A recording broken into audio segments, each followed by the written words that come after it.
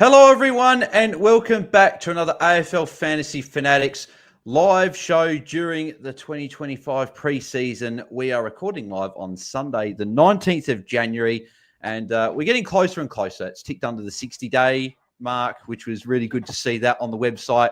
And we're about a month away from some practice, some match sim games, and then we got our practice games. So it's all coming thick and fast, and I'm sure that we're all frothing, ready to go for the footy to start. I'm your host, Bales, and you can find me at BAILSDT across the socials. And as always, if you guys would like a player discussed or a question answered, put it in the YouTube live chat, and we'll get to those as we do before the end of the show. We're chatting midfielders tonight, so we've got a bumper episode, so let's get stuck straight into it. But joining me, as always, is two of my fellow co-hosts and AFL Fantasy Fanatics. It is Jordox and Jaiden. I'll start with Jordox. Jordox, mate, how are you? Good, mate. Hello, boys. Good to be on.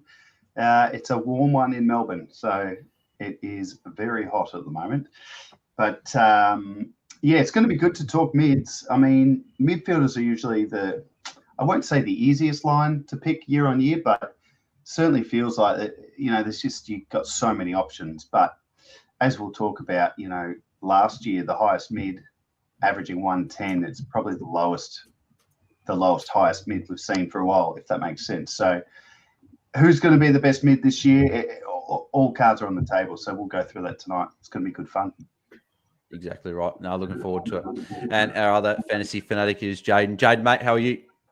Hey, Bales. Hey, listeners. And yeah, it's good to have all four of us on here. Should be pretty keen for it. And yeah, Jordox, 110 is the lowest M1 since Kane Corns back in 2006. So there you have it. Yeah. There you go. Beautiful. And as we said, we always love Jaiden with the stats and bringing one straight up. I did not know that. So that is definitely something, and plenty of potential. I knew he'd have the answer to that. That's why I just put it up in the air and he went that. Oh, beautiful. And joining us, a very special guest. You'll know him from the coach panel. He's been on the show plenty of times, but he hasn't actually been on the show since April last year. So it's been a little while since we've had the man on from the coaches panel. It is MiniMonk. MiniMonk, mate, how are you? Yeah, not going too badly. It's been 9 months now since I've been on. And we don't have to search too hard for value in our midfield this year. If you go above 105, you should be a top 8 midfielder, right? Should do. Yeah, based on last year, exactly right. So, no, we're definitely going to be seeing... It's going to be interesting to see how the midfielders bounce back after a bit of a lower year last year. So we will chat through a couple of points of discussion first, and then we'll get into same structure as last week. We've all picked two premiums and two mid prices. So premiums are above 900K and mid prices are below the 900K mark. That's what I've put there. So we'll just chat through a few names. And as we said, if you've got any names that we don't discuss, then we will chat through a couple of those at the end. And also, if you are tuning in live as well or tuning into the replay, make sure you smash a like on the video.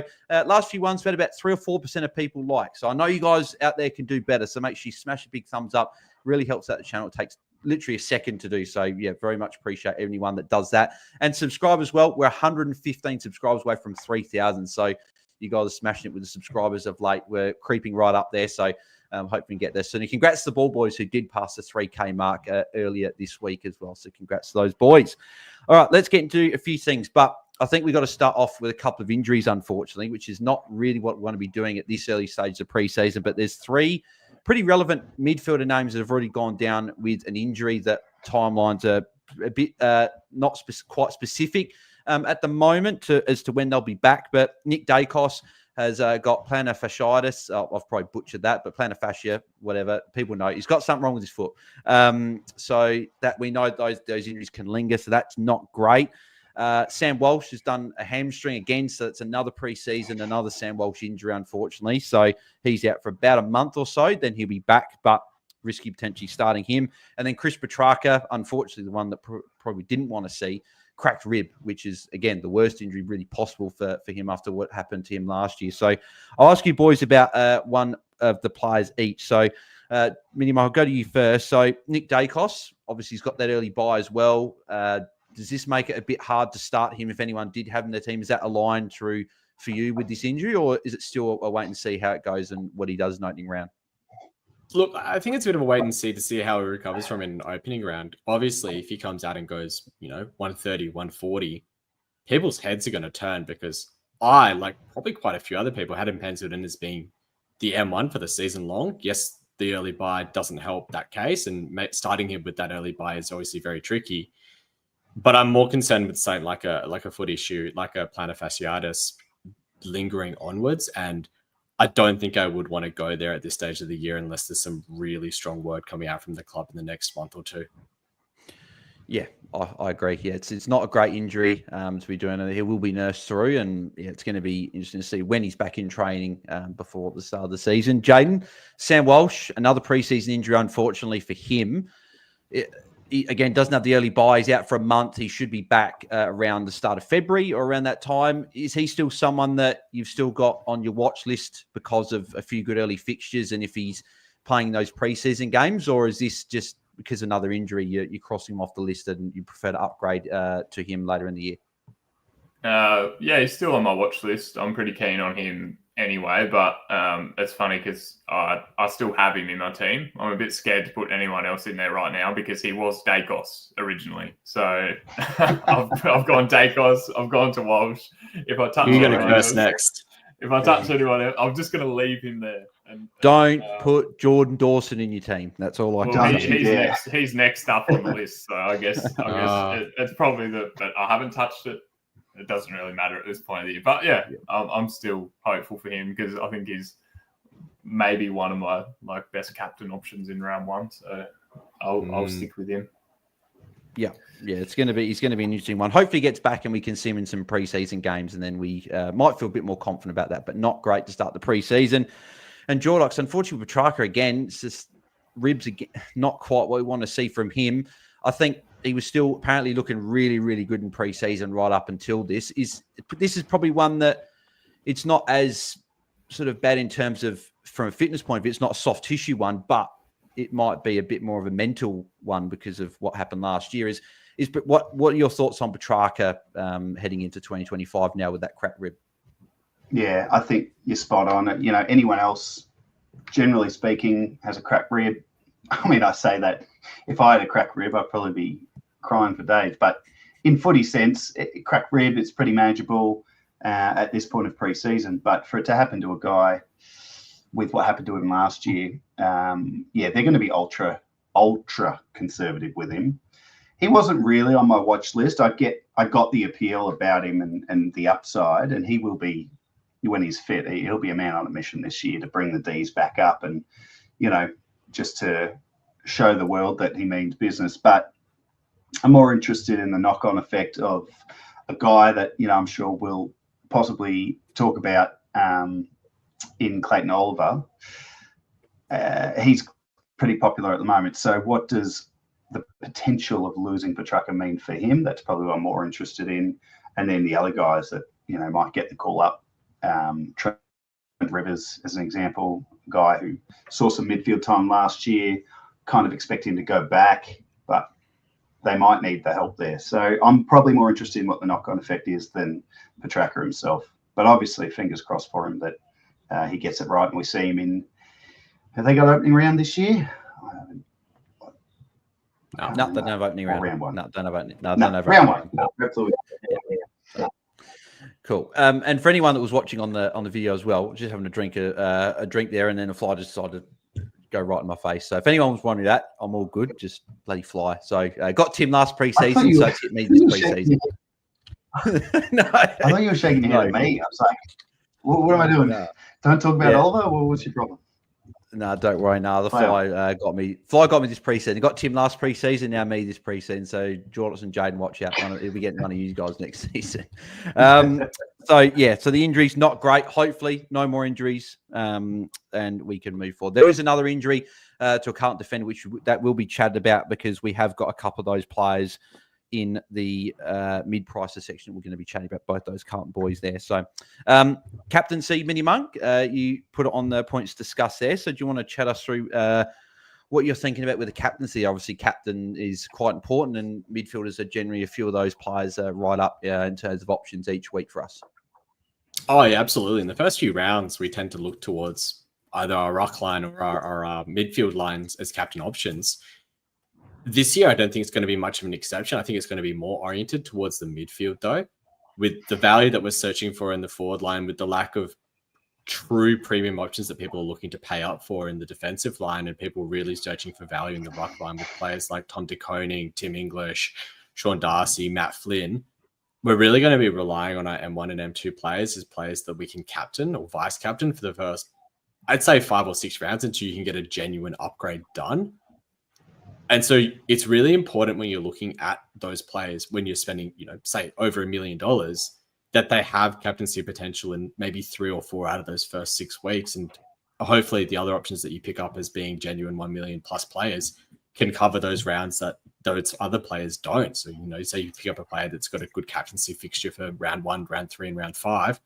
You want another one who has good captaincy for rounds 2, 4, and 6, so you can cover yourself off. So that's something that's really important to be aware of when you're looking at the potential value and also the potential upside associated with players, is not to forget that these players aren't just there for maximizing the points in terms of upside and dollars per point, but also in terms of being an option to actually put a captaincy on and have a comfortable night's sleep before they play.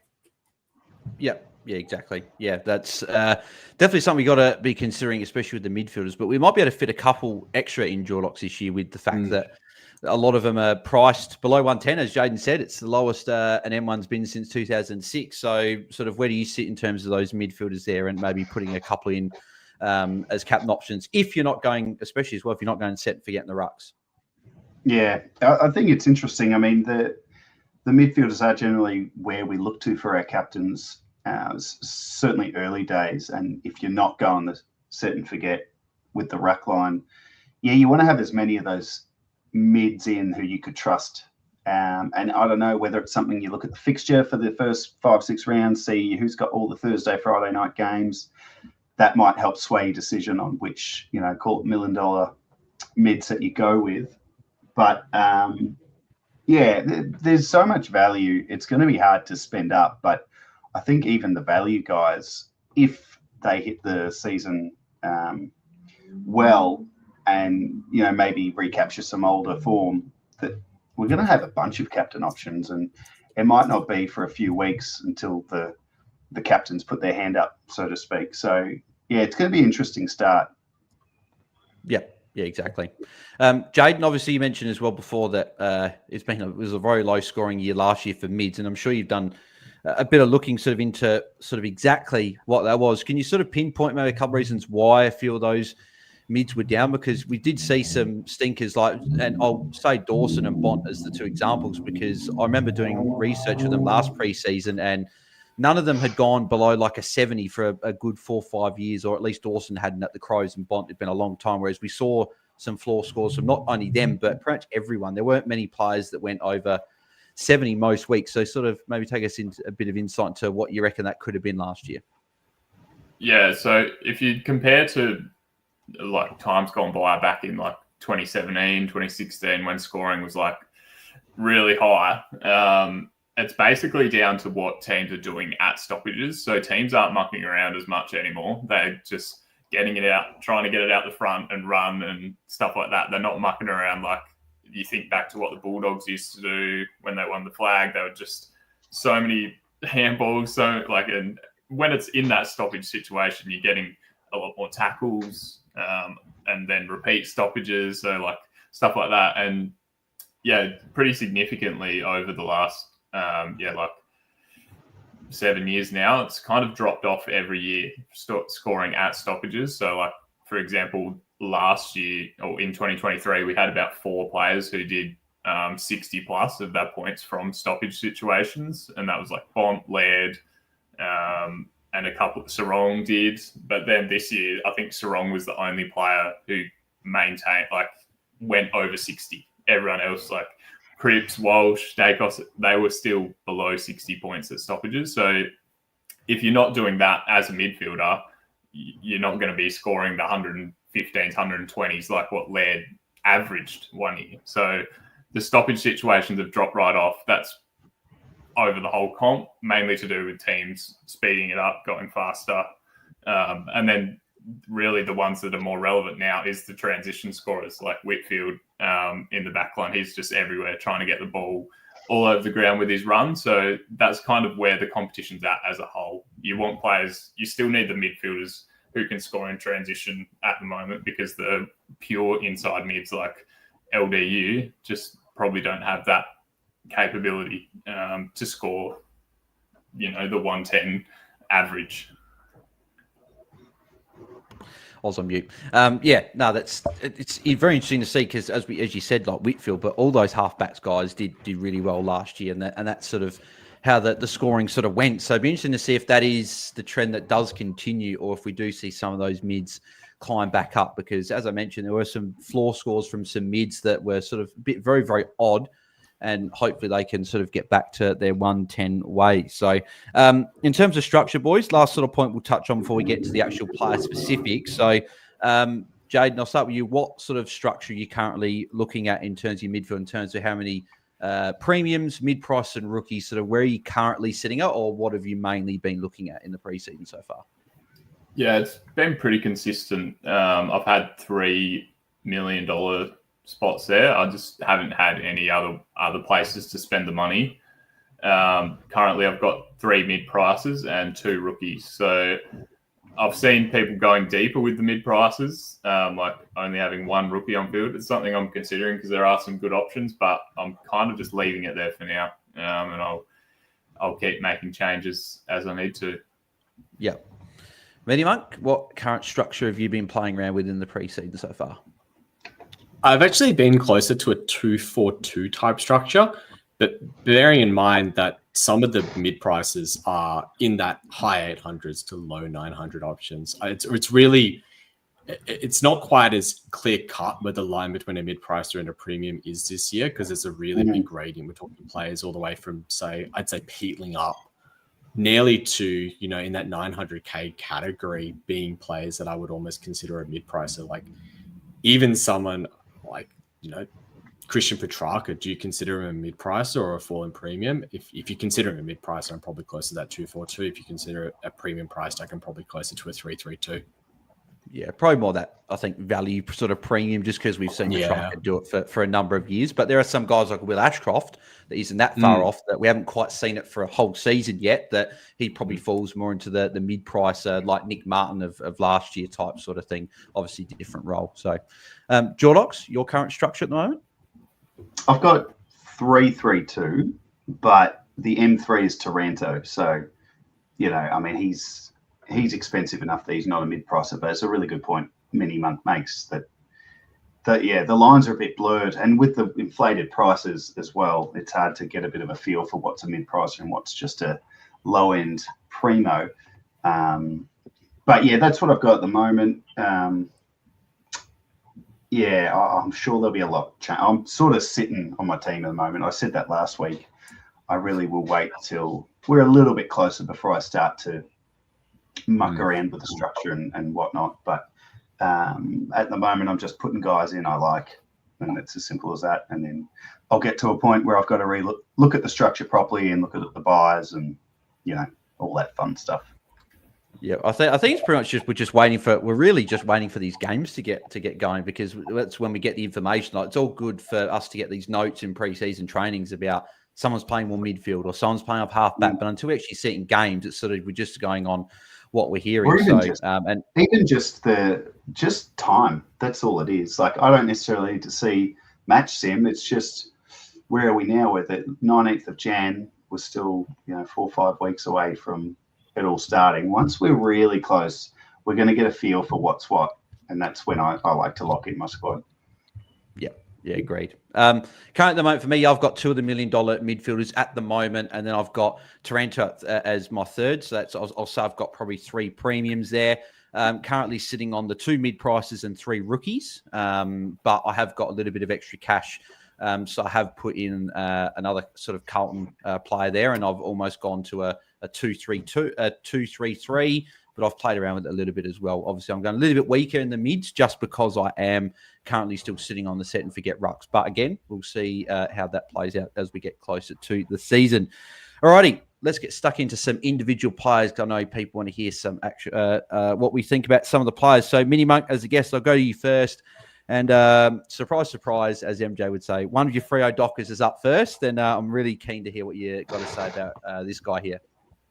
I mean, what a shock. We're going to talk about Andrew Brayshaw. I mean, it's really hard to talk about him without also talking about Caleb Sarong as well. And I'm struggling to actually differentiate between the two in terms of how good of an option for the season long they could be. Brayshaw is a player that's done it for a season longer, but that's because he's been in the system for a season longer as well. But Brayshaw has gone 104 in 2021 and then 112, 110, 104 again. So there's clearly premium like midfield tendencies from the player. He's going to have the same role. You know, he attended 70% of CBAs. Sarong attended 80%. Really, he never dips below 50%. But I think where the value is for Brayshaw is that he started the season quite slowly, and he has done that for the last few years. But if you look at his first 5 games, he went 118, 91, 84, 148, which was quite a spike score, and then a 78. And then after that, he was relatively consistent, didn't really drop below the 90 marker unless he was subject to a lot of attention or Freo really struggled in that particular game. And he's got the ceiling to be able to be a captain potential option. And that's really important. You know, when we're talking about captaincy potential, I think the players that have that potential should be considerations for your starting squad. And for Fremantle, in that opening 6 fixtures, you've got the Geelong Cats on the Saturday early afternoon, you've got West Coast in round 3, and you've got Richmond in round 5. These are all games where I'd be very comfortable putting a VC or a captaincy on him. And I think because of that, he needs to be considered for a lot of teams as they're starting M1 or even M2, depending on how you're structuring up as an option. Yeah, he's currently sitting there for me as well. So I'm on board with the pick and hopefully can see some good things in pre-season. Mini, what do you think about, because it's always Brayshaw and Sarong, where do you see Hayden Young in his journey as turning into a mid? And I'm not talking about picking him over one of the other two, but is his development going to then somewhat impact those two, do you think? Or will it be much the same? I think we've seen enough through the 2024 season that Young doesn't affect the ability for both Sarong and Brayshaw to pop off.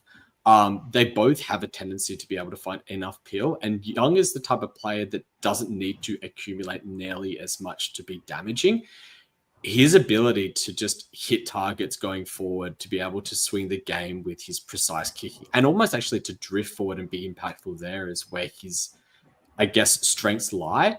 I know that Freo try to adhere to the mantra that you want a couple of fats and a skinny, and despite his size, Young is the more skinny type player who's able to be very silky, very smooth in getting the ball out. And we even saw towards the second half of the season, particularly in the last few rounds, that he rested forward a lot in order to give other midfielders a spurt of time in there.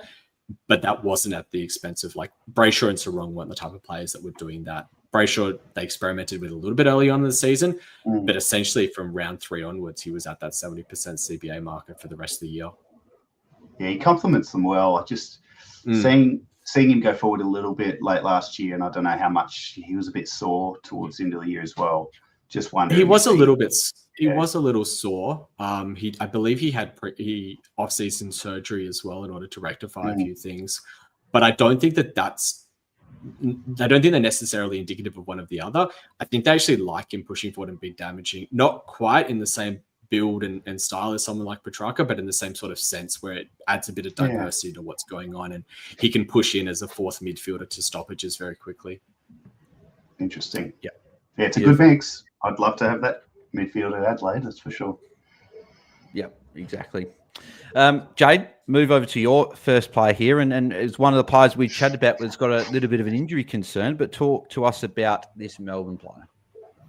Yeah, Christian Petrarca is a very interesting one for me, just from looking through the kind of numbers from last year. Obviously a fair drop off, and he's already back training, so I'm not massively worried about the injury. I guess the main thing for me is like price over 90, and just based on what he did last year, I don't know if he will have the potential to get back to what he was doing before, and not all of that is his fault. So obviously the main consideration people will be looking at is he playing up forward or is he just playing his midfield, which is fine, because that is part of it. But the real drop off last year for him came in his like getting the ball around the ground, on turnover, on transition. So his stoppage stuff was okay considering he played less midfield over the last few years. Like his stoppage stuff is dropping off there. So let's say hypothetically he goes back to playing full inside mid, and you'd be like, okay, well, I think that's an easy pick because he'll probably average 100, 105, potentially even be one of the top 3 mids in the game. But the real issue last year was actually Melbourne, because Petrarca's doing fine himself. Obviously, a small drop-off, so that was about half the drop-off. But the other half came from Melbourne themselves. So they really struggled last year to turn the ball over in defence. And that's what they've been known for. That's how they won a premiership. That defense has always been their strength. They've been sending all their defenders to the forward line because their defense is so good that they need forwards. But last year they struggled there a lot. And the drop-off in bad turnovers is so correlated with what Petrarca did from turnover sources as well. So like just imagine Melbourne in the back line. They're turning the ball over, spreading the ground. Petrarca's on the end of it. That's where he's lost his points last year, half of them. So even if he does get that full-time midfield role, and Melbourne, who are typically a low stoppage team, aren't really giving him that spread around the ground that he's quite good at, I can't really see him getting back to what he used to do, which was 110. I think it'll be more like, pushing towards 100, but maybe not there. So I would want to see more of an improvement from Melbourne. I don't know if they have that in them, just from that list and how they went last year. Like there will be a little bit of improvement, but it was mainly defensively. So that's where I'm at with him. People will look for the midfield time, but I'm more concerned about Melbourne. And they haven't fixed the problem I had with Petrarca, even if fully fit, is they haven't fixed their forward line issues, Melbourne. And that was my concern with him the last few years. Is he's a bit of a break glass in case of emergency if they need goals. And I don't see that really changing. In fact, I heard Petty's possibly going back to the back line. I think I heard that somewhere. But so it'd be a good way to protect him if they are worried about his ribs or about his body by playing him more forward as well.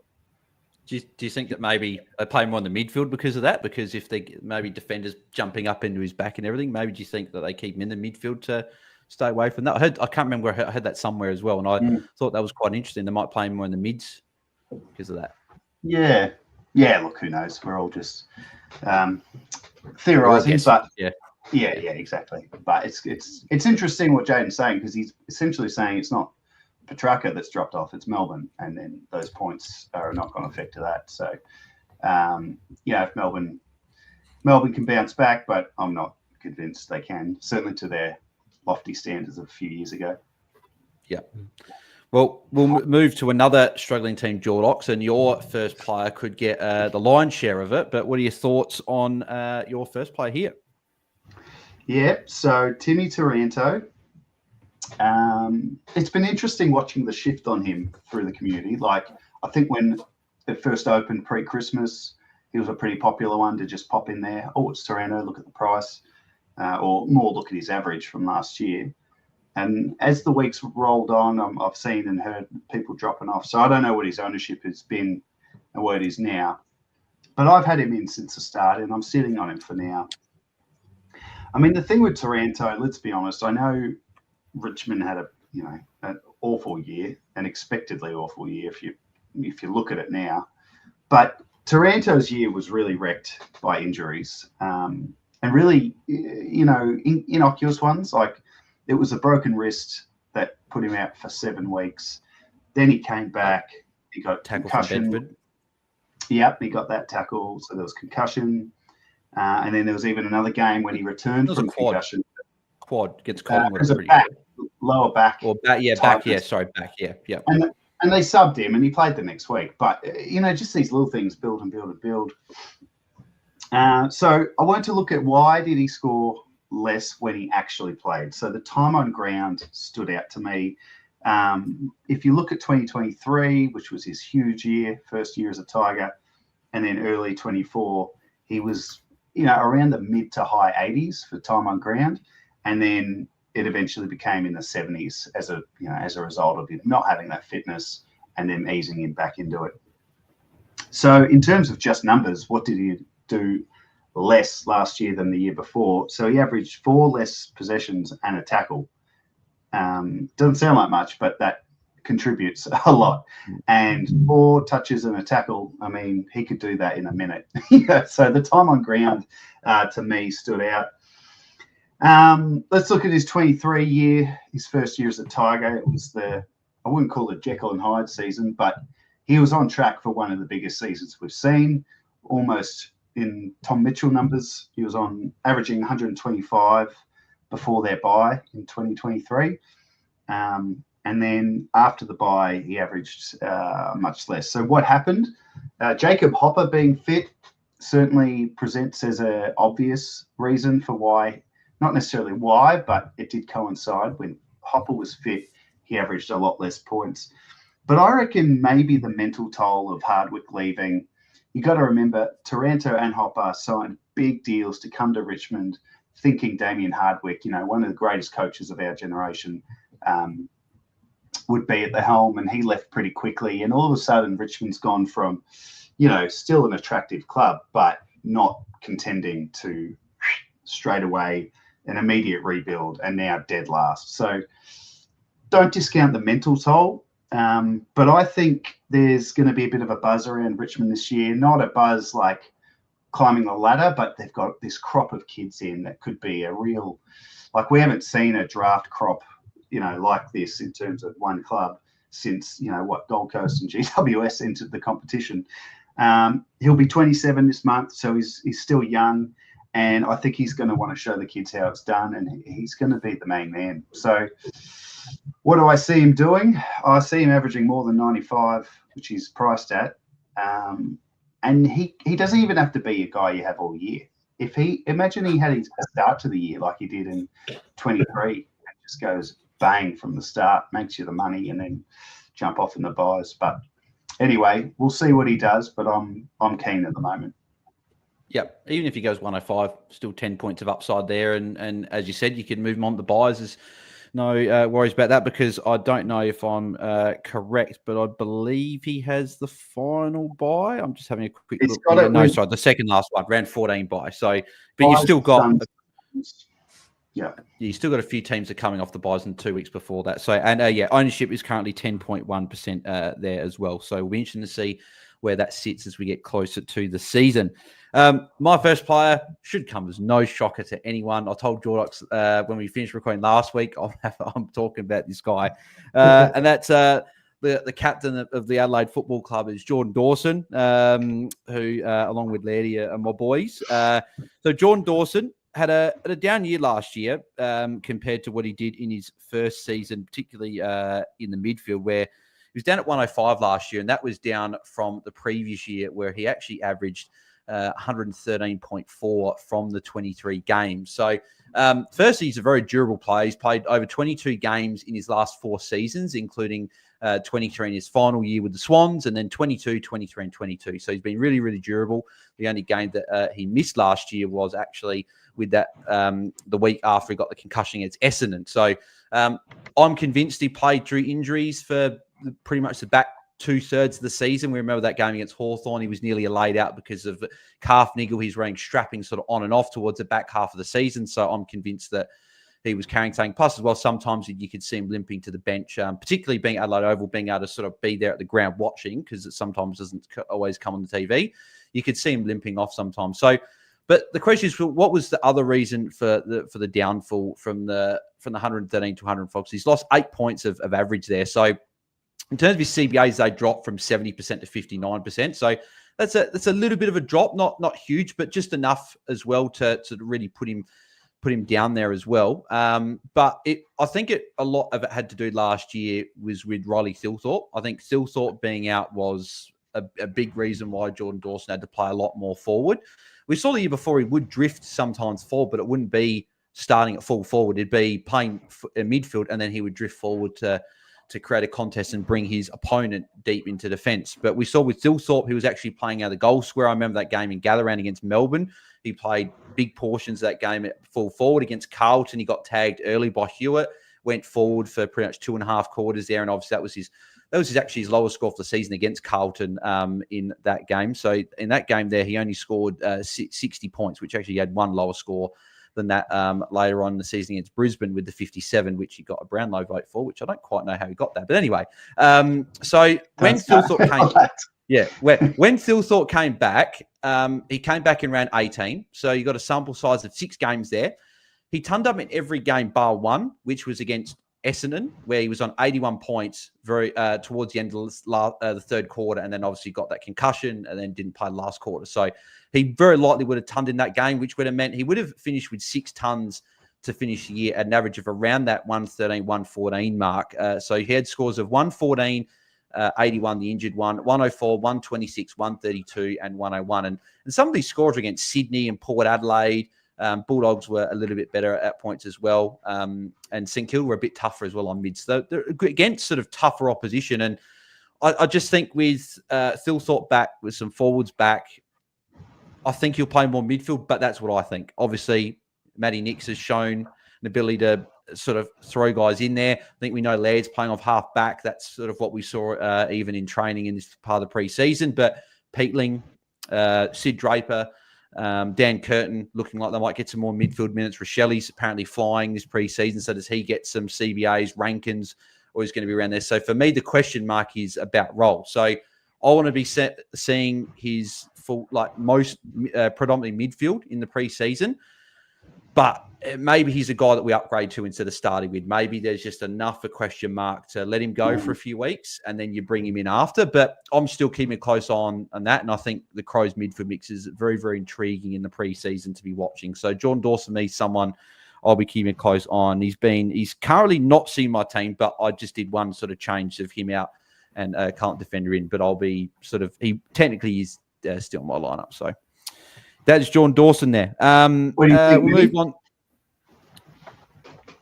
I muted myself. I suppose the question I have for you is how many of these Crows mids can we kind of look at? You know, people are looking at the likes of Peatling coming, and then we've got the rookies and Draper and Curtin pushing through as well. That's what I thought. Yeah. I think Laird's are we actually concerned too. Yeah, potentially. He could potentially pick up that defender status and be in that mix, but like how many can we look to start? Like that's what concerns me the most about looking at someone like a Dawson. I guess they're different types. So it'd be, picking Dawson and say Peatling, that's your primo and your mid pricer. So it'd be different. Like it would be like having going back to the Freo. Like it's not like you're going Brayshaw and Sarong. It'd be a Dawson and a mid pricer and a kid. But it's a good question when we do have probably not so many question marks, but we're going to wait and see just how that mix looks because there's a chance the Crows could start, let's just hope it doesn't happen again, but terribly, and then they mix it all up again. So, I don't mind it with the kids, but I think it's a good question to ask. How many can you have? I mean, because I could have them all, but that's me. The reason I like the other thing good with Dorsey, he's got a good early run as well, and they got some good fixtures early. So that's obviously what you'd be picking in the start, and to hope that he can be near that 113 or even be, because he's got the ability to be the number one scoring player in the game if he got that role full-time midfield. But again, the question is, do the Crows do that? So and coming as well, a bit of an injury. I'm sort of a bit wary of that at the moment. And is he going to play wing or half back? So I'm interested to see where he plays. But it's a good question to raise there at MiniMonk. We'll throw it back to you though for your second player, and a player with an early buy, but shows plenty of value. Yeah, Tom Green. He's actually one that really interests me despite the early buy because of that baked-in value that he does have. You know, he's a player that can clearly average the ton and has done nearly last year and did do the year before at the 110 marker. A 99.9 average when you get injured basically in the first 5 minutes of the game for a 7 says a lot about the quality of the season that you've had. And he actually ended the season really well as well. From round 15 onwards, all the way through to the semi-final they lost, he dipped below the ton only 3-4 times, and the lowest of that was an 84, which is fairly good fairly good ceiling. Now, it is the round 2 bye, which will scare a lot of people off. But we're not going to start anyone else really that has that round 2 bye. I don't see teams looking at the likes of a Whitfield, and there's not really anyone from Gold Coast that people are looking at except for maybe Flanders. So our midfield is going to be bare. Dan Rioli, obviously one potentially. Oh, yeah, there's a bit of Dan Rioli love as well. But inside of our midfields, I don't really see anyone going to a Rowell or a Miller or an Anderson from Gold Coast. And at GWS, it's really him and maybe some people who'd be interested in the Stephen Cornelio that people are looking at. It's the Pies up in opening round, which is a fairly, it's not a bad matchup. Melbourne is a fairly good matchup for him to be able to get pretty early on as well. Then it's the bye, and then it's Hawthorn, who's relatively tough. But West Coast is a lovely matchup. So I was going to ask you about that because, spoiler alert, there's an episode released with Holmesy later on this week. Stay tuned for that as well. But I was chatting to him about Tom Green, and we mentioned about that round 3 game. Connor Nash has done a job on Tom Green a lot of times. And with all the value in the midfield where we're talking potentially Brayshaw and Dawson and Petrarca and some of the other guys will mention a value, is it maybe better to almost jump on him in round 4 for that West Coast game and get a little bit of a sample size? What are your thoughts with him with that early buy and sort of that potential early tag? It is tricky to forecast a trade for round 4. Like, there are so many things that can go wrong. I really don't like to book in trades. He's a nice option to be able to move to if you have to, but I don't think that I'd be benchmarking it in. And it might be a good point of difference to have, because unless you've got a failed premium or a really mid-pricer that's topped out quickly, say like a Setterfield from a few years ago, and you just want to jump off, I don't see many being able to get onto him. And he is definitely someone who can go a 125, 130 stretch over 4 to 5 weeks and be a dominant midfielder and take the game away from you very fast. We saw it last year, even with his early buy. He started the season seriously strong and people held him, people traded off of him. It was probably a bit 50-50 as to what was the correct move in the end. The injury didn't obviously help that. But say he doesn't get injured in that game against the Swans, there's a world where he just stays as that top 8 type midfielder and people have gotten an absolute bargain and gotten away from the pack. I think that that's what I'd be very cautious of when I'm looking at someone like Tom Green. I think that there's potential for him to take the game away. But currently, with the way his ownership is, I don't think that that's too high for you to be too concerned at this point. Yeah. And you obviously talk about baked in value as well. Not only do you get the baked in value of that score of 7, you get the baked in value of the 4 or 5 weeks after where he didn't turn up and he was struggling to really sort of get everything together. And he was saying he was playing through a bit of pain there. But then obviously when it got going, he ended up going quite well. So definitely someone that is for sure underpriced. The early buy does throw a spanner. But MiniMonk, final thing, we'll move on to the next player with Tom Green. What would be the score in opening round? I know the ball boys like doing this, but what would be the line for you where if you scored this in opening round, you'd be probably putting him into your side? Yeah, that's a really tricky question. I think that you just want to see him back at his best. You want to see him getting 85 to 90% of CBAs, because that's when he's hitting that marker, that's when he's absolutely taking like every advantage that he can to be able to score and can go at that 110 marker. And if he goes around about that 115 marker against the Pies, I think that's when you're probably saying, yeah, there's enough here. But I think most people have probably made their minds up before we get to that anyways. You're either considering him and that is a line to say, yeah, I'll take it, or you're not considering him and say, that's cute, but I'm probably just going to pass anyways. They're probably more like if there's guys who don't want him and then he goes 140, that'd be when opening round score will have an impact. Yeah, and that's not the position that you want to be in. Like, I think we saw it a lot last year with some players who had a really big opening round score and some that didn't have a good opening round score. I think I especially learned from that. You really have to back in a lot of the preseason research that you've done and not let the opening round score completely dictate structural changes to your squad. Well, it's kind of like it's obviously for premiership points, but it's kind of like the old JLT series, like you're just looking for roll. Don't worry about what he scores, looking for roll. But it's different because it's opening round. Yeah. Jade, your second player, who is, I'm surprised that MiniMonk didn't take this this guy, but we chatted about him briefly with Brayshaw, but you want to chat about the other Freo star in the midfield. Yeah, Caleb's wrong for me. And interestingly enough, like I was trying to figure out who to pick, and like going through the most owned midfielders, like apart from like perennial scorers like Zach Merritt and Errol Goulden, Caleb Sarong is like the next on the list of most owned that we haven't talked about so far. Like we've talked about Taranto, we've talked about Tom Green. So Caleb Sarong's got very high ownership, and I have Brayshaw at the moment. And there are a few people weighing up which one to go for. Like it's definitely two very possible players. They have the same run to open the year. So, and we all saw what Sarong did at the start of last year. And I copped a bit of flack for that because I was very much on the Sarong's not going to average 108 again. And I got my deck of DT average spot on in the end. So everyone just needed to wait for the rest of the year. So basically, it's the same reason as last year, right? So last year, Sarong, in 2023, Sarong had the breakout, and all of that came from stoppage. So his transition scoring has been consistent for the last 4 years. He's done about 40 to 45 points. The breakout and how he went from an 80 player to a 108 player was through stoppages. He boosted all of that 20 points, time on ground, roll type of stuff. And he's done that again. So he went 60 plus at stoppage in 2023. Last year, he went 61, and all the other mids have fallen away. He's maintained that basically because Freo became the number one stoppage team. So even though he maintained that, he still dropped off in transition because of Freo's, like Freo were the highest scoring team at stoppages last year. That's why we can have Brayshaw, Sarong and Young all in our teams at some point last year. And hopefully Sean Darcy this year. But basically, don't really want to pick Sarong. His scoring volatility all came in transition because he's got that stoppage base.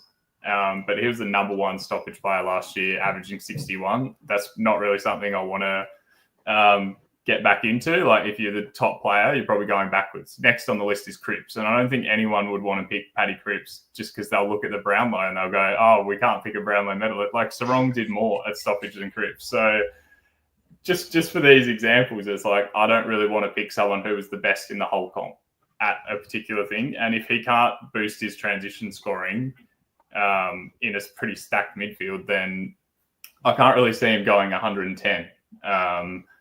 And yeah, like all his volatility comes from transition scoring last year, which is basically why he went from those first 3 rounds of going 160. He was doing like 70 points in transition. No midfielder does that. No midfielder goes 70 in transition across the year, not even Goulden. So that's why he had those massive scores. And then as soon as that dried up, he was back to the 90s and everyone was getting frustrated with him. So in a stacked midfield, he's doing his job, but from a fantasy point of view, not really someone I want to consider just from a regression from being the best in the comp at last year.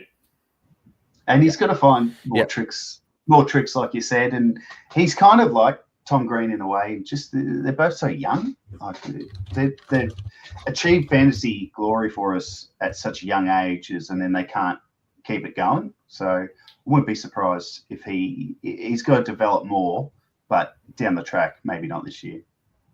I mean, the biggest concern that a lot of coaches, I think, have with someone like Sarong and splitting him from Brayshaw, aside from what Jaiden's obviously mentioned with regards to stoppage and transition points, is the fact that he's the one that's the tag target now. And that's definitely true, but it didn't really affect his ceiling. I mean, his floor, rather. He's one of the few midfielders that didn't drop below an 80 score for the entire season. And part of that is because he's able to score at stoppage, which, you know, a tagger can basically stand next to you, knock you off balance. But if you can still find a way to tackle, still be able to get the ball out from in and under, that protects the floor a lot. And so I agree with Jaiden. I don't think there's a lot of upside associated with someone like him compared to some of the options that we've discussed.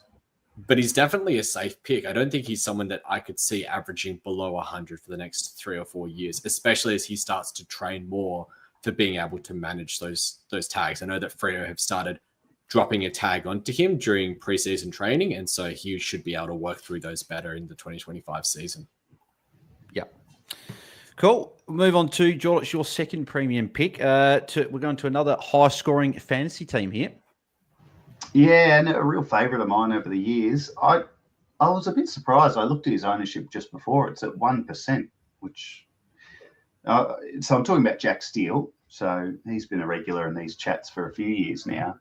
And it just feels like last year, like he improved on the year before. That was his bad year. But it felt like last year was a poor year. But like he averaged 107. Like he's 3 points off Treloar, the number one mid. And he's owned by 1%. So it's interesting. He's always been a favourite of mine. So I chucked him in my side just recently as just someone. So looking at it, what's the go with Jack Steele? So last year, he was at 85% of CBAs when he played, which is huge. But I guess my issue with it is the next best for CBAs in terms of who actually was there was guys like Windhager, Paddy Dow, and Jack Sinclair, who I don't mind, but I think he's probably better in the halfback role. So I guess what I'm getting at is I think Steele, it's a bit like Dawson too, he needs help. He needs some support in the middle. He's got Jack McRae coming across. We got a little taste of what Philippou can do. I think he's going to have more help. I went back to 2021, so that's the year he went over 120 average, which is insane when you think about it. And he had guys in there like really big CBA numbers: Dunstan, Brad Crouch, Zach Jones, Seb Ross, even Jack Bytel. So he had the support around him, and he didn't have it last year. The other thing I like about him is, and I think this is going to be big this year, is the no early buy and the beautiful round 13 buy that he shares with Freo, where it's only 2 teams on the buy. So that's going to be handy for him. He starts with the Crows in round 1, so clearly he'll be up against it, hopefully. But then he's got the Cats and the Tigers, and 2 of his best 3 scores last year were against the Cats and the Tigers. So there's a chance for a good start. And the thing with Steele is, you know, he's had some games last year where he just couldn't get the pill, and that's not like him. But he's got such a great floor that he can always tackle his way to a reasonable score most of the time. So since he joined St Kilda 163 games ago, he's averaged 7 tackles a game, which is just phenomenal. And the one thing I did see last year, averaged a career high 6 marks a game.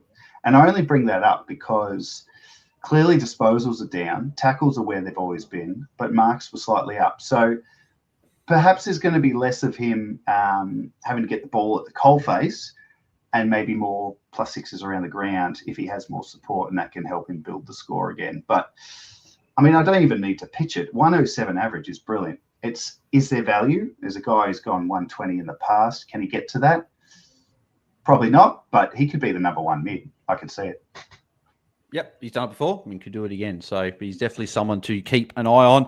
And I'm looking at the final player I've got is the number 1 scoring mid from 2023, and that is Marcus Bontempelli. So funny enough, the 2 players I picked were the 2 players I started last year, and they both put up stinkers early in the season, and I'd lost a lot of value and didn't get off to the best start. But anyway, the Bont. So he went down from 117 average to 105.9 last year. That's obviously including the last game in the final as well. So if you were to remove that game and only count his home away season, he averaged 107.3. So I think we'll do that. So 107.3 down from the 170. So 10-point drop off.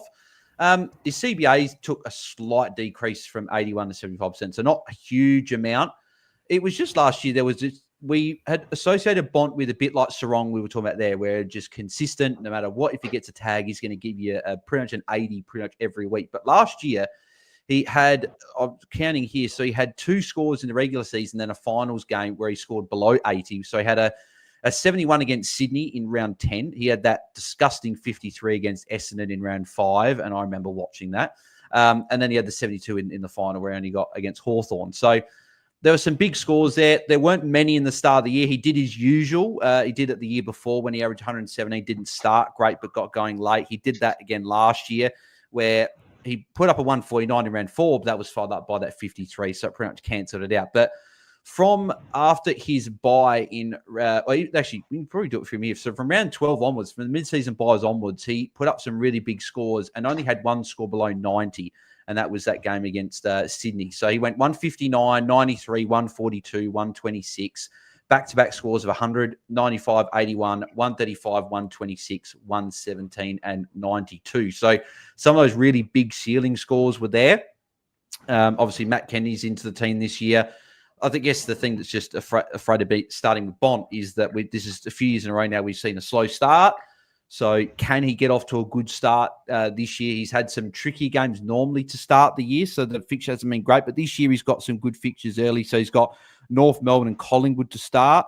But then he follows up with a few tough games against Carlton, Fremantle, Brisbane, St Kilda, GWS and Port Adelaide. So it's like people are going to look at those first two games and go, he's got North and Collingwood. That's fantastic. Then he follows up with a pretty hard stretch of 6 weeks after that. So I'm putting Bont here because I think he could be a good pick, but he also has got the ability to start off slow like he has done. And maybe is he just a mid-season sort of upgrade target? MiniMonk, what do you think about the Bont? Because he could be underpriced, but he could also be fairly priced based on what he has done sort of first half of most years. Yeah, look, I think he's probably fairly priced. It's hard to see him being able to go too much higher than that 110 marker. And when you've got him, Treloar, the likes of Ed Richards also playing a lot through that midfield and Liberatore, let alone people that are trying to buy into that midfield like Riley Sanders, it's tricky to see how that spread will happen. I think that him and Treloar do tend to get the lion's share of scoring points there, and I think that will continue. But I just don't see them being enough meat on the bone and enough confidence to be able to catch him in early. But at some point in the year, he will be a top 8 type option, and there'll be a price point where it's right time to jump on him. Yeah. So I think I agree. I think probably not quite the starting pick, but could be that guy around those mid-season buys when he's got a bit of a better run sort of towards that back half of the year. So, but yeah, Bont is still on the watch list regardless. Cool. We'll go to the mid-price. We'll smash through these because I know we are going a little bit, but it's always good. Some good discussion here. So the mid-prices, MiniMonk, we'll start off with you. Who's your first player you want to chat about? Yeah, look, I added it as a bit of a late change because I was scrolling through the list and I was surprised no one else took him. He's the second most owned mid-priced player behind another player that I believe will be being talked about later on. It's Will Ashcroft, the reigning Norm Smith medalist. He had a very, very weird season. Obviously, he was delayed into the team because of his ACL, came back with relatively low CBAs, and actually that remained. He's only had a few games where he's had more than 50% CBAs in the entirety of the game, and none of them occurred after his return from his ACL in 2025. His ceiling score in the entirety of his career is a 136. And there's a lot of a mix between tons and sub-tons. Now, he is priced in that high 800s marker, which is probably about where I see him. But I don't know who is he going to take the points off to become an out-and-out bona fide premium midfielder? Is he going to get a lot of McCluggage's CBAs and become a 75-80% CBA midfielder alongside Dunkley and Neal, perhaps? But is there enough points in that team to be able to sustain all three of them? That's where I see the biggest concern. We talked about Fremantle being able to sustain all of Young, Brayshaw, and Sarong. Is there enough in that Brisbane team to be able to sustain the three of them and to justify the fact that he is the second most selected mid-pricer at this stage in AFL Fantasy? You could even say 4. Do you reckon he would be? You could say 4 because you put McCluggage in there as well. So. Yeah. Do you reckon he'd be as popular if he didn't win the Norm Smith? And I know people No way. That is simple, but I remember Kitty Coleman was going to be in everyone's side after he nearly won the Norm Smith. But yeah, I'm a bit with you, Minnie. I mean, yeah, he's entering his third year. Yeah, it's going to have to be a big jump. But he's a gun, that's for sure. He's also got that round 3 buy as well, which makes it tough. We've got a lot of defenders we've chatted about. Bailey Smith, the forward line, his brother, Levi Ashcroft, will be in our team. Yeah, I was actually just going to say, I wonder how many people search Ashcroft and then just select the both of them, not realizing which is which. Yeah, exactly. So he's going to be a very interesting player to watch in the preseason, and could be one of those ones who puts up a 110. People could be flocking towards that. But yeah, I agree with the They're really going to have Neil, Dunkley, McCluggage, Ashcroft all going really big. So that's my concern as well. Jaiden, your first player, heading to another early buy player at the Hawks. Yeah, Will Day's super popular, 23% owned in the mid-price category, and I think he's just in a great mould for a mid-pricer with respect to his price and the injuries that he had last year. So he had like 4 or 5 games where it was like you could realistically say it wasn't his full potential of coming back from injury, and then 2 games at the end of the year with really low time on ground. That just helps his price all the better. And I think he's in the right mold just in terms of a breakout. Like, I'm not really sure what he would need to go at. I'm thinking like 95 plus is a win, which is what he did last year. And the drop-off for him last year was all around the ground. Like, while he doesn't have the best like inside mid-roll that we, like compared to, say, a Clayton Oliver, like Hawks have 4 guys in there they use pretty heavily each. But last year his drop-off was all in transition, so around the ground. If he gets like a bit more of a pre-season, time into his legs, this was exactly the situation that Jack Steele was in last year with the injury games, and all his drop-off came from transition, which is why I started with him, because like it was just an easy one to pick with like no injuries, full preseason, helps him get around the ground. His stoppage stuff should be okay to get him to 95 average. So that's kind of why I've got him at the moment. My question for you for Will Day, Jane, is I was thinking about this the other day, and I looked at his early fixture, and it's not great. So he's got the Bombers, who we know have got a number of players that can run with players. Carlton, potentially George Hewitt. GWS, potentially Bedford. They got the bye. Then they go into Port Adelaide, who are restrictive enough, and they can also run a Drew type. And then Geelong, I'm not as concerned. But then he goes into a run of like West Coast, Richmond, Melbourne, Gold Coast the month after. So are you concerned with the early run, and potentially is he a guy that we could jump on after the early run? Or what are your thoughts with potential sort of early fixtures? Yeah, so I haven't really looked at it because of his price, to be honest. Like, I'm thinking, okay, so if his run's not the best, like fixtures are pretty... I feel like as a community, we overestimate the value of the fixture. Like as a number, like we'll go, oh, that's like, that fixture's hard. That's like 10 points less. That's like 80s, but it's probably only like 5. So I'm thinking like, okay, so if he's a 95 guy and he goes 90 for that first few rounds, like I don't really want to get on him after that if he's increased in price to be pretty much 90 already. So I'm just looking at the price. I think the injuries last year just bring that down. I mean, it doesn't always work because the next player I'll talk about has that issue. But yeah, I'm just keen get a good look in opening round to see how it's going, which is why I've got him there. Yep, beautiful. Jordox, we move on to another player that's quite injury prone, but could be someone that we might start with. Who is this player? Yeah, so I've got Adam Chera, who he's such an interesting guy, Chera, and I look at him through the lens of a keeper league sort of thing, and people will be getting so frustrated with him. But I still don't you? I don't actually. No, I don't. Oh, you don't? Okay. No, I'm interested though because I know people are getting frustrated. Look, just hamstrings. That's been the story of Chera at Carlton. He's just had so many, and it's hard to pick a guy like that and then be surprised if it happens again. But did a little research. He went to an intensive training camp in Doha, Qatar in the off season to work on it. And I'm being a bit facetious, but that is something he's done, and that would help support him, and hopefully he can have a full year. But let's have a look at him. So the Blues, I don't even feel, it's a reality. They struggled in 2024 compared to 23. They made finals. They just made it, but they were kicked out in that elimination final. And they didn't have a lot of Chera in 24 when they did in 23. I think Doherty's a good chance to go back now. Someone else might talk about him, but the Newman injury, there's going to be knock-on effects. So I can see Doherty going back. Walsh may have a slow start yet again. if his hammy's not cherry ripe for the start of the year.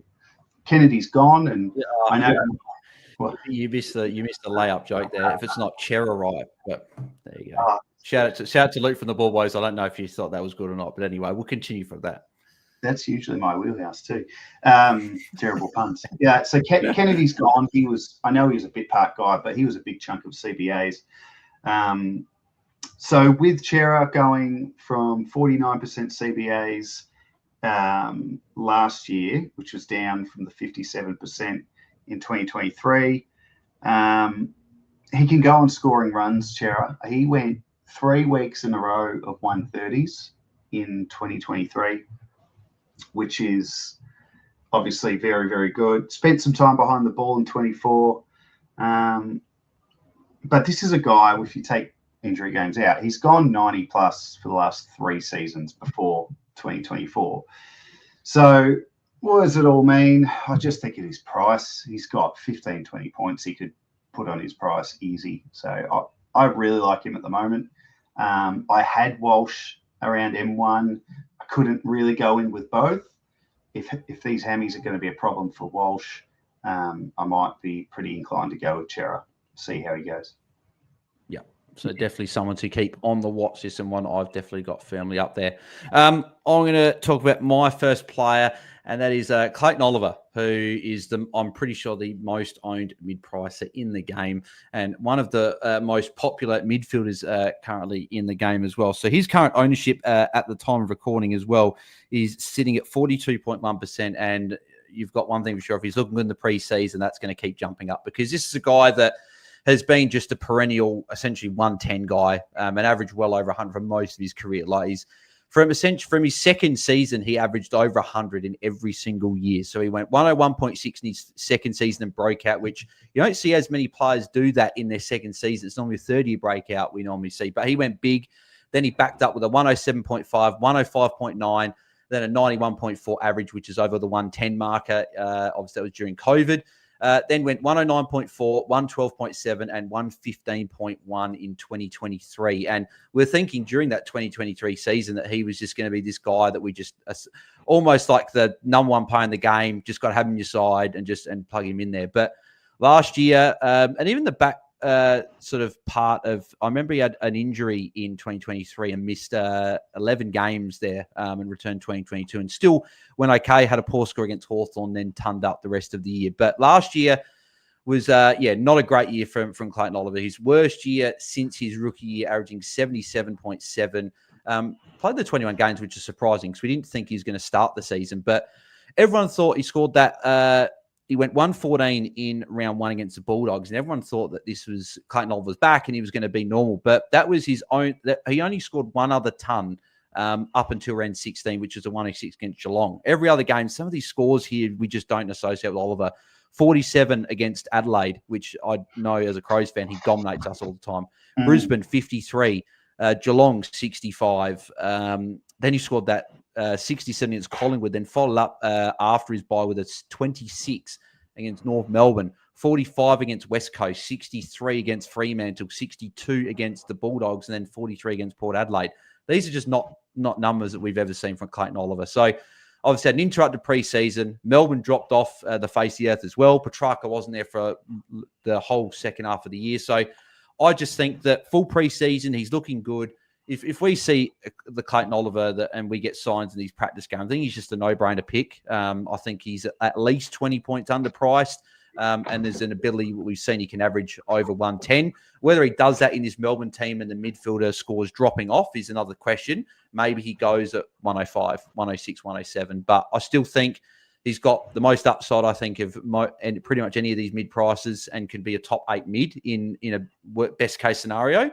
But obviously, worst-case scenario, he's not looking good and he's doing a bit more of what we saw last year. So still a preseason watch, but I think if he's got this role, I still think he's a guy that we are going to be starting. So Clayton Oliver is the first player I'm going to chat about.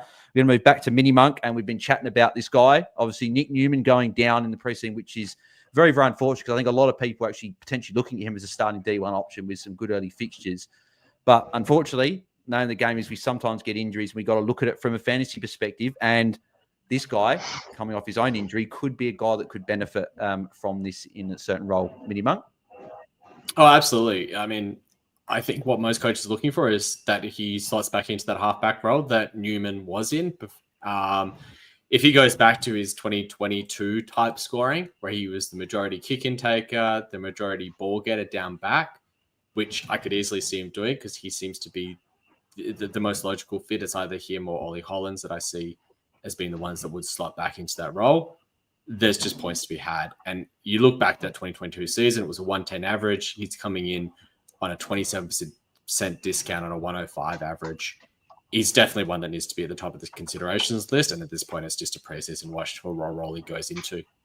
Yeah, and this is Sam Doherty for those people playing along at home as well, because we didn't actually mention his name, me or you, MiniMonk, which is quite funny. But yeah, Sam Doherty is who we're talking about as well. So yeah, obviously, do you expect him to? Obviously, we're just chatting here. We obviously don't know. Carlton might have different ideas, but do you expect him? Obviously, with Nick Newman's obviously one of the senior players back there, and I don't know if they're really going to chuck an Ollie Hollands just straight in that role and go, yep, you can go back there. I still see Doherty playing at least half of the game at halfback. Would you agree? I think that he should be the one that gets the role. I'd be shocked if it's entirely someone like Hollands who gets that halfback role. They do need to start to develop some younger blood in that rebounding type role. And if they see him there in the long term, Hollands that is, then I think giving him about 40% of the time and Doherty about 60% of the time of that role is a good way to kind of build that confidence into him. And you'd be happy with that if Doherty had 60% halfback, 40% wing, if that's how it played out, or even if it was 50-50? I think 60-40 is a pretty good mix, especially if he's getting the bulk of those sorts of kick-out type scoring. He needs to be 85-90% of the Doherty that we know that's the halfback goal, where he can go 110 plus, and that's enough for me to be able to say he'll get to the 95 marker, he'll get defensive DPP, I'll just swing him back when I'm ready. Yeah, agreed. He was sitting around that 10% ownership as well. Obviously, with this news, he's up to 12.9%, and I dare say that's going to keep increasing as we get closer. If we're seeing this halfback role as well. Jaiden, your second mid-pricer, moving to another early buy play at the Giants. Yeah, Stephen Cornelio's another one in that kind of mold where you're just looking for the upside of that price versus potentially what they could average. And like I had Cornelio in a lot of draft leagues last year, which was pretty frustrating because he would go like 2 weeks where he'd score 100 or 90 and then he'd get injured and then he'd miss 3 weeks and then he'd come back and he'd play 2 games where he scored 90 and then he'd get injured again in another game. So he just did that the whole year with 4 scores under 60, mostly injury affected. It's an interesting one because like if you just go on the role alone, like he was the second most used mid at GRS last year. So like he had all the tools to be able to go well. It was just the injuries. And I do wonder with the loss of Peatling, like they just don't really have a lot of midfield depth. So it's probably one that you can look at for a watch list type thing, but I'm worried about the early buy. And I also don't really see him, like, even if he is that second mid, like, if you just exclude the games last year where he had an injury in the game, he was still only kind of going at 84, and his price is 77. So there's not a heap of upside there just from that point of view. I think GRS is a very interesting team because of that lack of midfield. Like, who's going to go in there?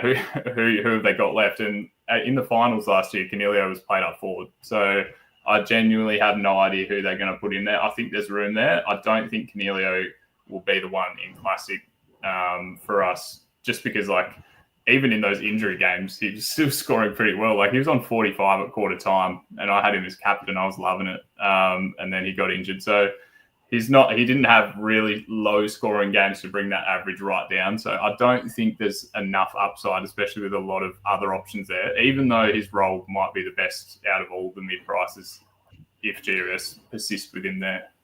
Yeah. So what I'm hearing, I think you're right about the stop-start nature of his season. It's easy to forget that he went 102, I think, average 102 just a year before. So he's not completely done. I think it's an interesting name not to jump on, but that stop-start nature of last year, if he just plays every game, he'll add 10 to 15 points, you'd think. Yeah, unbelievable, Jordox. You completely cut me off there. That's coming off your paycheck.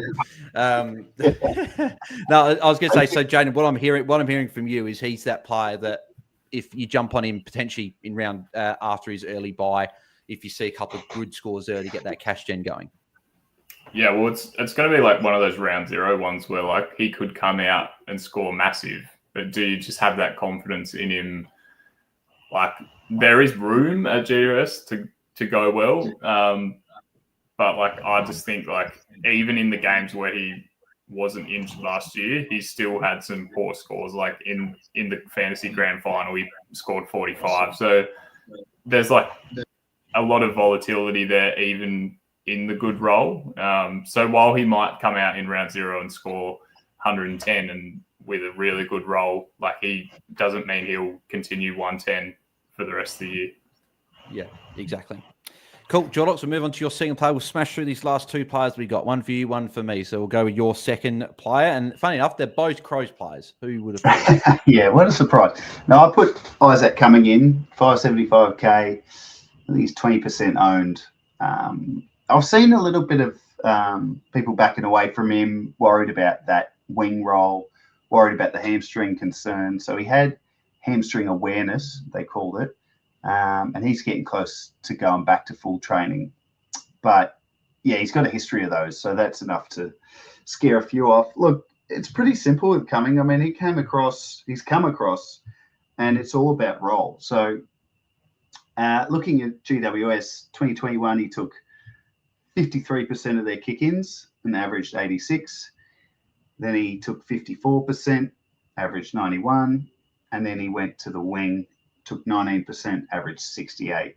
So I think it's pretty clear. If he's on a wing, no thank you. If he's, that distributor role from halfback, taking kick-ins and whatnot, I think he could do, similar to what Riley Bonner did last year. Hopefully doesn't get delisted at the end of the year. But I just think the Crows kick-ins is just an even spread. And you've got Keane, they don't mind. Hinge, I don't mind. Josh Worrell was next. I think he's going to be there. Laird does go back, I think. I don't know if that necessarily affects the kick-ins. And then a guy I had not forgotten about, but he's a bit of a forgotten man, and that's Wayne Miller, who's just been injured for years and years and years. If he's fit and playing, I could see him at halfback, and that could impact coming and push him to the wing. So to wait and see, but I'm pretty excited. I think Crow's got him for a reason, and it'll be pretty good for fantasy. He's so cheap, so it's not hard to take the gamble on him. He's priced in the mid-50s, and Crows are crying out for that main distributor role. So if he's got that role, and Miller could also play on a wing as well, that's the other thing. So does that mean Cumming plays a halfback? It's going to be interesting watch. I think if he's on the wing, we're not really looking at it. But if he's a halfback, I think he's probably locked into a lot of people's sides priced in the mid-50s. And I'll move on to the other Giants player that the Crows got after their Giants raid last year, and that's James Peatling. We mentioned him a few times.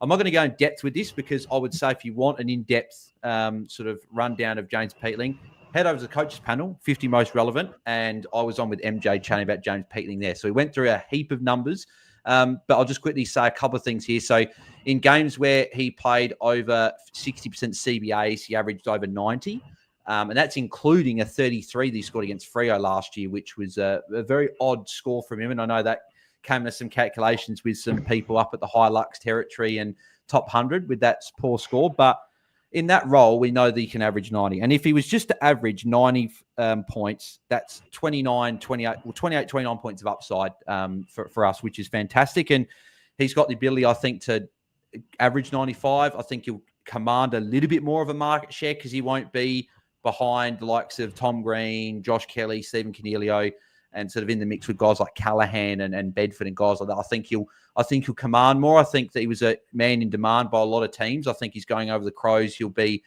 Crows need a player like him, that in and under, but he's also got that burst of outside speed. I think he'll be one of the main guys there. I'm more worried about Dawson's role compared to Peatling. I think Peatling hasn't come to the Crows to be a half forward. He's come to the Crows to be a midfielder and be one of the main guys in there. So I see an average of at least 85, and I think that's a a pretty good enough value price in the 600s, and is that guy that you can upgrade during the upgrade season potentially to one of those fallen premiums that we find every year. But as I said, more in-depth analysis from him. Head over to the coaches panel, 50 most relevant, and I'll chat with MJ there. And check out all the other episodes as well while you're there, released daily.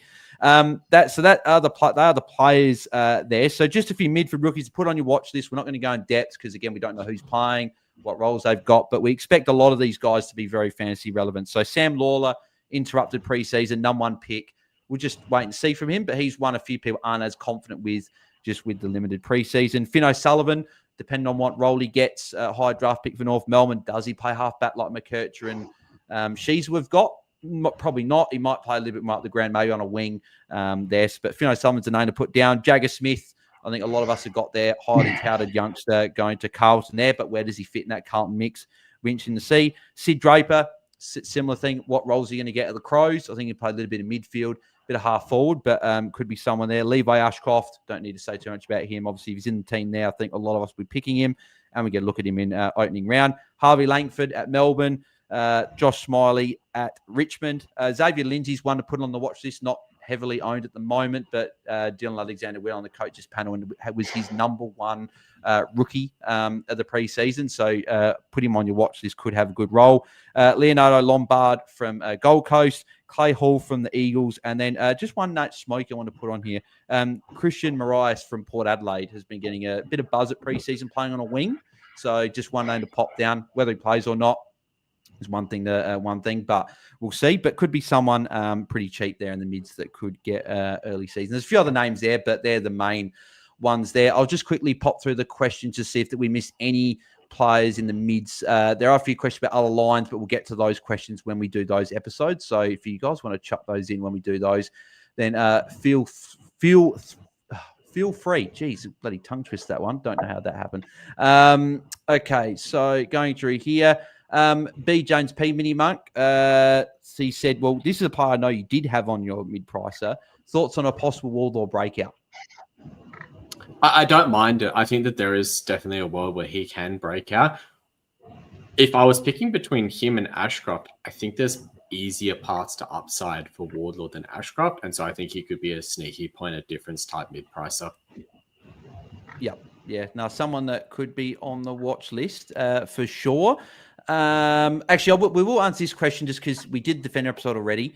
Jordox, Nick Haynes wasn't someone we really chatted about, but obviously Newman potentially, obviously out for the season. Is Nick Haynes someone that has maybe rised in your on your watch list? Yeah, he's someone to keep an eye on. Probably more for drafts than anything. But yeah, I think there's going to be a lot of knock-on effect from the Newman injury. So there'll be a few names floating around, and we'll just have to wait and see who gets it. Yeah. And final one as well from Lisa, put a mids in there, but one player we didn't discuss, Jaden, is Connor Rosie. We actually chat about every name that she's got in her team except Connor Rosie, which is one that we could have put in there. But thoughts on Connor Rosie to wrap us up for tonight? What are your thoughts? Yeah, he's hasn't actually touched my team yet, but someone who is very high on the list of had a few issues last year. If he could put together a whole year, then he could end up, pushing a career best year from a fantasy point of view. And I think, the no early buy is a big tick. There's just, I think maybe at that M3 spot, there's a few different options there. I don't mind Rosie at all. And he's someone that I'll keep an eye on. The one thing that I did notice with Port is under Ken Hinkley, they've never had a midfielder with 75% CBAs or more.